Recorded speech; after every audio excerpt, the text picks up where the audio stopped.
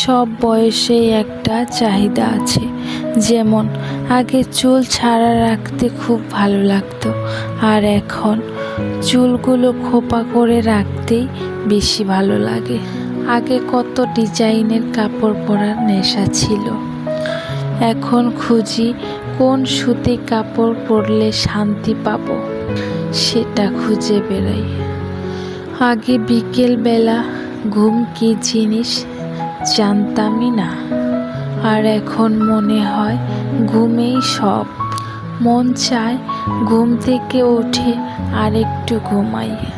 আগে যখন ঝুম বৃষ্টি হতো, ছুতো খুঁজতাম কখন বৃষ্টিতে ভেজা যায়, কিভাবে ঘর থেকে বের হব আর কিভাবে ভিজব।